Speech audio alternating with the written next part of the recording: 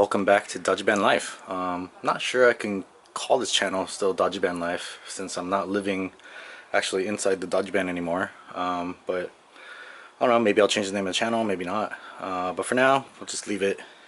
But today is the start of, I guess, the build of the GS300. You can see behind the trash can. And I've done some stuff to it already, but I have some parts in here. Today I'll be doing intake manifold gaskets because those are leaking, and then it was throwing a code PO441 or 446, and it's the evap canister thingy, and which is this guy. The one I got that's in there now is the one supposed to be installed in the back. But I got this one now for the front, so I can get the right one in there. Hopefully that fixes the problem. Also be doing a transmission filter and a transmission flush.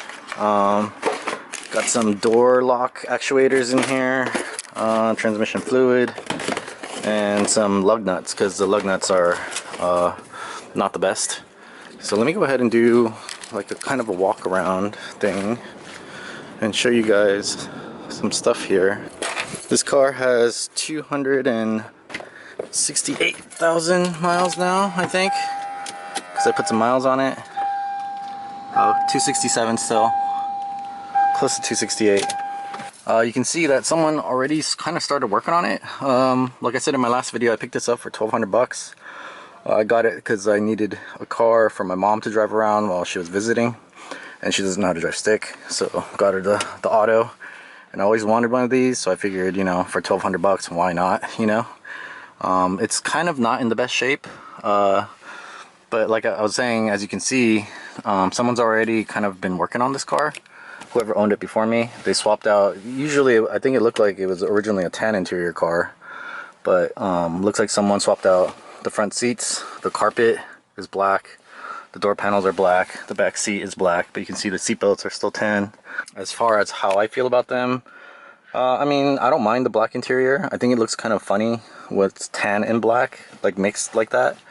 So I think eventually what I'll end up doing is finding a wreck in a junkyard or something with the black interior and pulling the trim pieces and the seat belts and stuff, so everything sort of matches.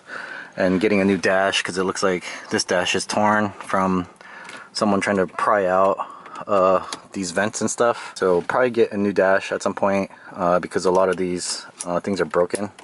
You can see here that doesn't work, and then some of the pieces down here for like the fuel door and stuff are broken. So probably replace that. Like I said, the door actuators don't work. The door handle on this side doesn't work. So there's a lot of problems with it, but mechanically it was sound other than it throwing a code. Like I said earlier, it's a P0441 and P0446, and that was the evap thing. So hopefully I can fix that today. But before I show you the engine bay, let me just do a walk around of the outside of the car. As you can see, door handle's broken here, so I ordered new handles. They're on their way. The sunroof, I guess, was leaking probably because they siliconed it shut. So the motor seems like it still works from the inside, but it will not open at all because I think it's just glued down basically to seal it up. So I might have to look at that at some point and either replace the sunroof or fix the seals or whatever. Paint is pretty bad. I don't know what happened here.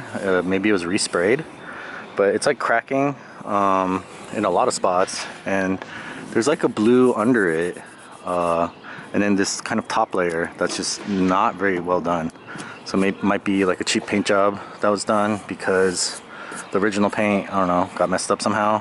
Maybe it was an accident, I'm not sure.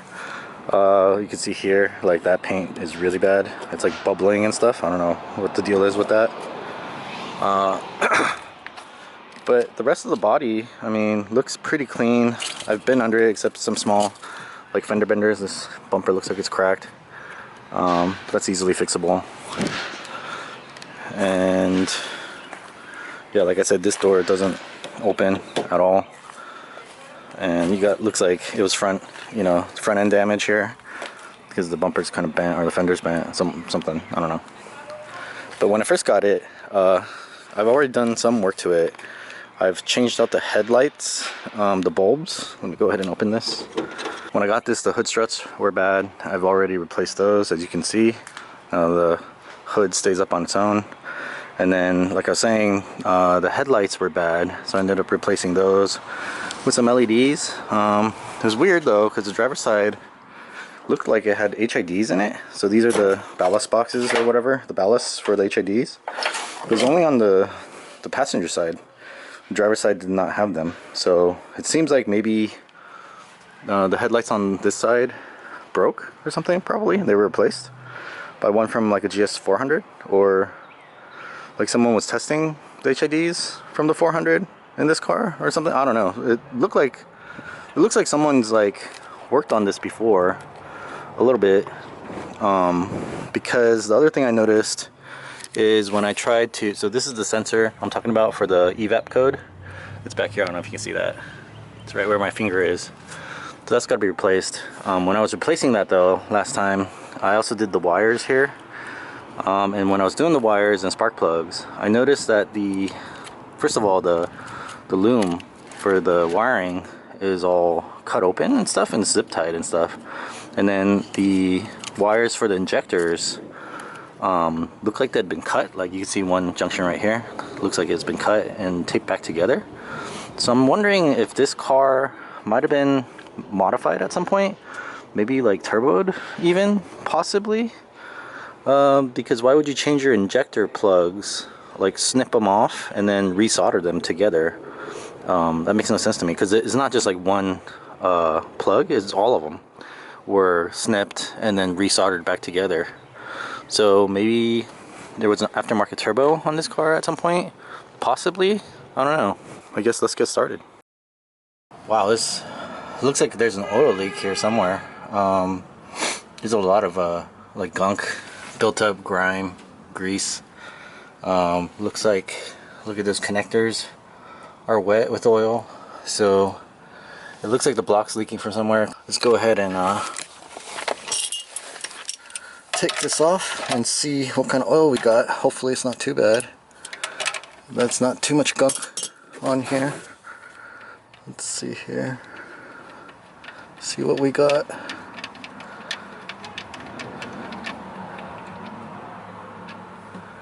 Okay, that doesn't look too bad. I mean, it's definitely dark, but doesn't look shiny or shimmery or anything. So that's a good thing. Yeah, it just looks like normal oil. Just used, it's old. And it's got some seafoam in it, because I ran seafoam through it, so it's a little thinner than it should be. But yeah, pretty good. So let me go ahead and do this, and then we'll get to the transmission. Alright, oil change is done, pretty easy peasy. This car is nice because the oil filter is very easily accessible from the top, actually. I don't need to crawl under and do anything. I can just get it from, instead of getting it from the bottom, I can just get it from the top. It's kind of nice. So let's go ahead and take a look at the transmission fluid. And then also, while I was poking around under here, I realized that maybe the oil is leaking, probably from the crank seal actually. I mean, the valve cover is probably leaking too a little bit, but it seems more like the oil is sort of limited to the bottom side of the block, which makes me think either the oil pan gasket or the crank seal, or probably the rear main is probably leaking too. On a 267,000 mile car, the rear mains are probably not great. So there's a lot of oil under here, but it doesn't seem like it's leaking from like a lot, so that's a good thing. The other thing I noticed down here was like some of these lines are just like zip tied kind of randomly, so I'm wondering, yeah, I wonder what that's about, why they had to zip tie this line right here to the center support brace or whatever this thing's called. But other things like the exhaust looks good, it's all stock all the way down to the back. Except maybe it looks like it's got some resonators down there that maybe aren't stock. But the frame looks pretty good down here. I haven't really looked in the rear, the differential and stuff. I should probably change the differential oil and stuff too. I might actually swap that out at some point, but you know, giving a nice refresh in the meantime would be a good idea. So I haven't looked back there so much, but from what I can see just under here, everything other than the, you know, mass amounts of oil that's been leaking, it's not too bad. Doesn't look like there's been any accidents, really. I mean, if it was, it's like minor fender bender type stuff, but overall it's a pretty clean, I think, car. Like, I mean, obviously, who knows, you know.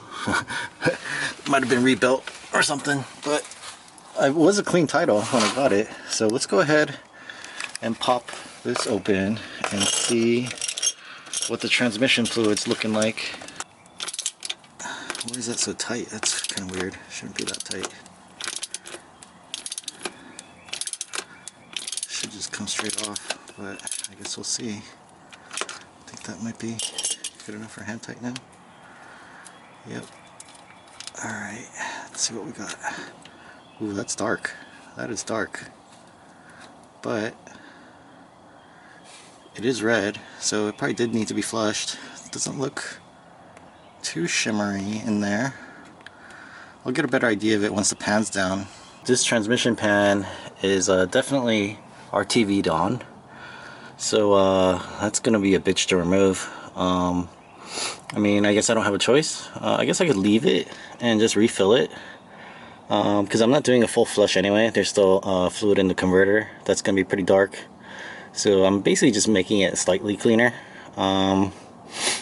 And I do have a filter for this, so I would like to change that, but I don't want to bend the pan either, because prying it off of there is probably gonna like kind of destroy the lip a little bit in places, and so it might not seal again. I guess I could just RTV it back on there if that's the case, but I'd rather not do that, you know what I mean?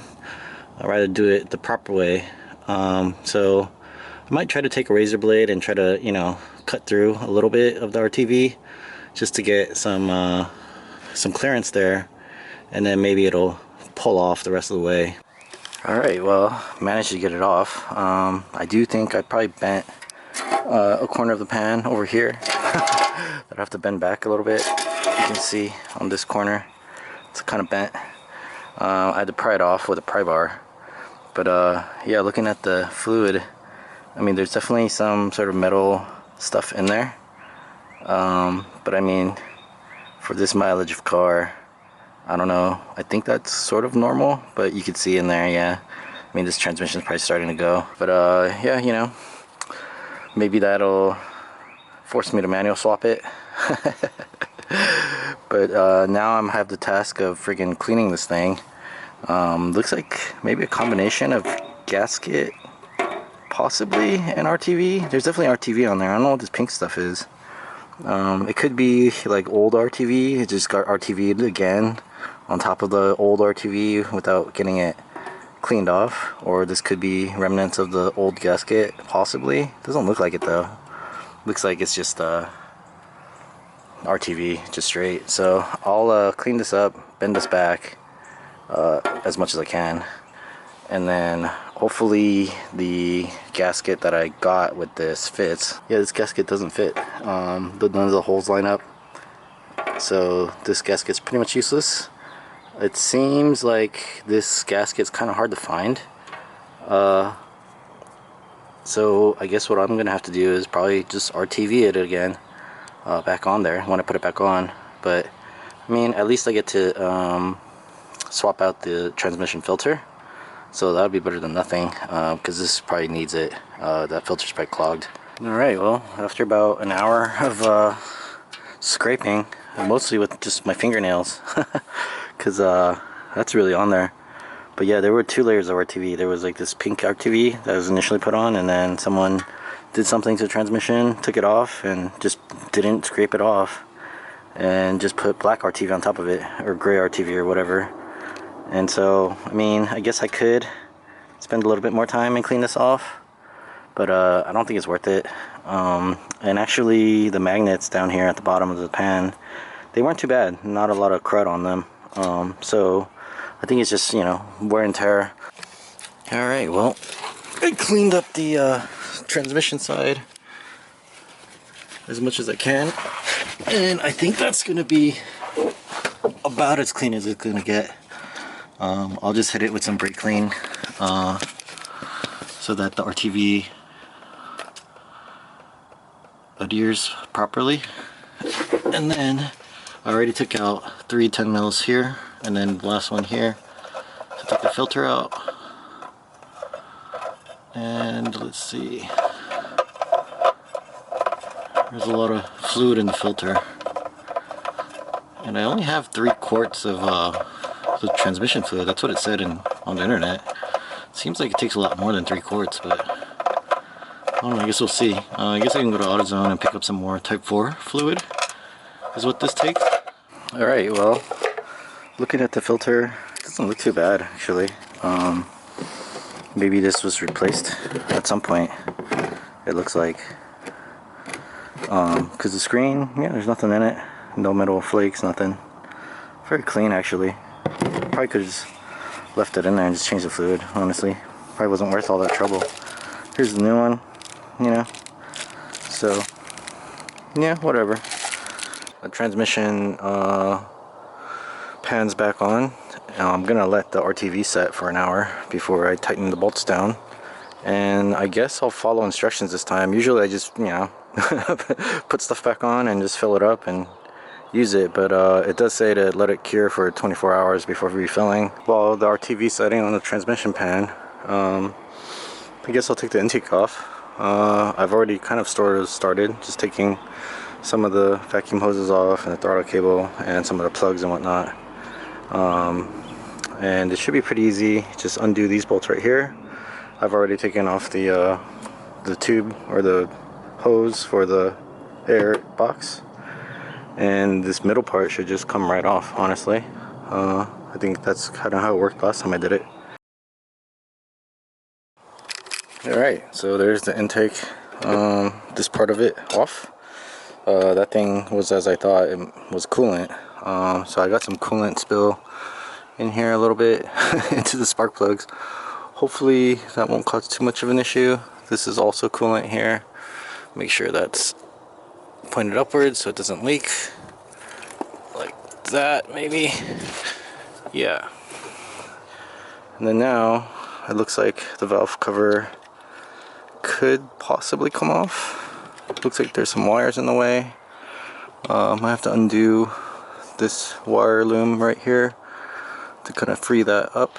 Alright, well, here's the passenger side cam cover off, or valve cover, and these seals actually look good. They're still pretty rubbery.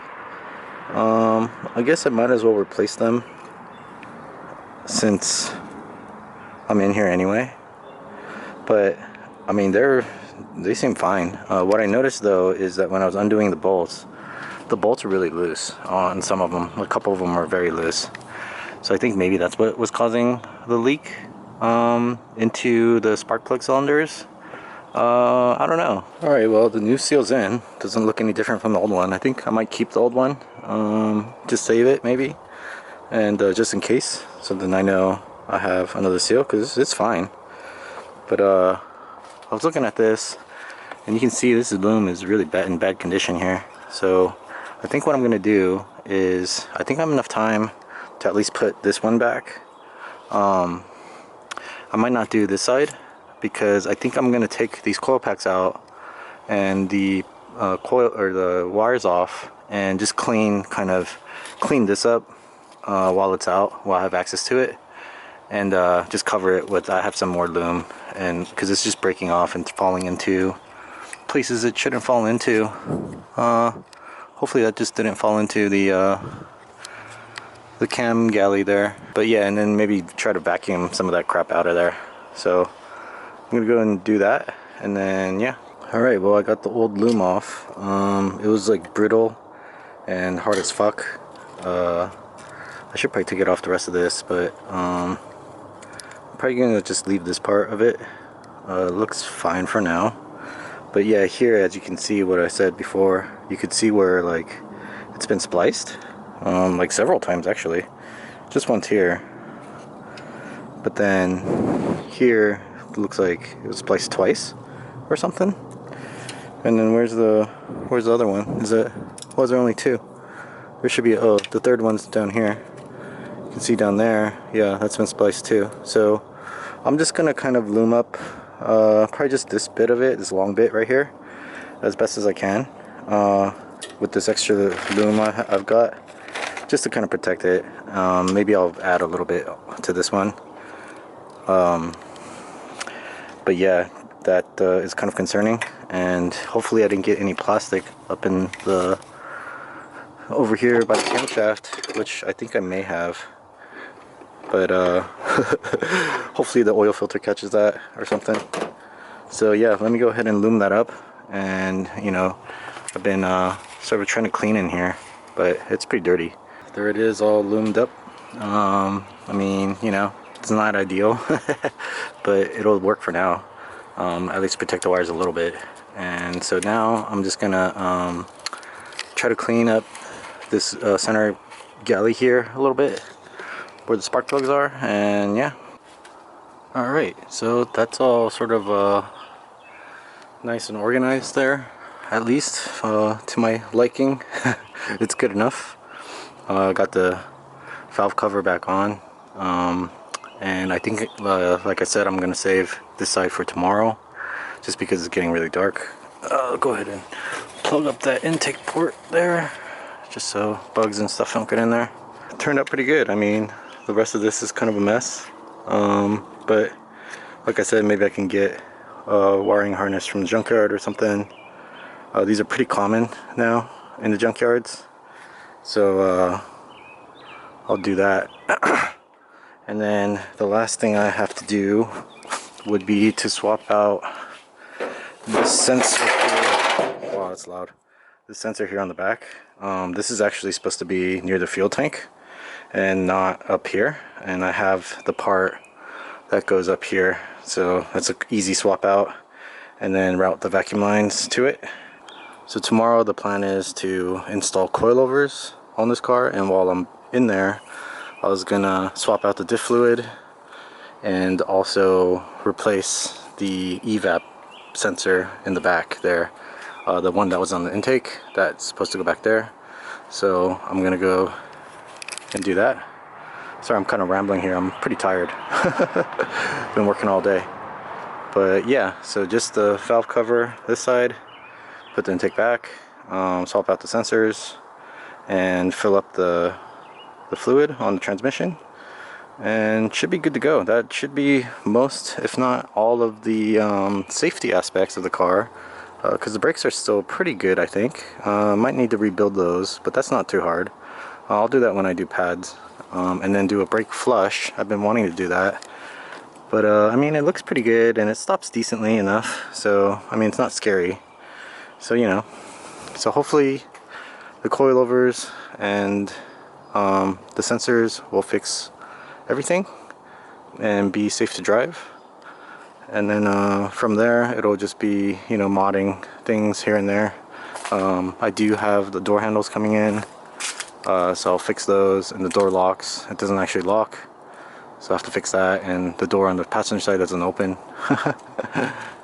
So you know, little things, but that's not that important as far as driving it around. So yeah. Alright, well, thanks for bearing with me through all of that, and thanks for watching.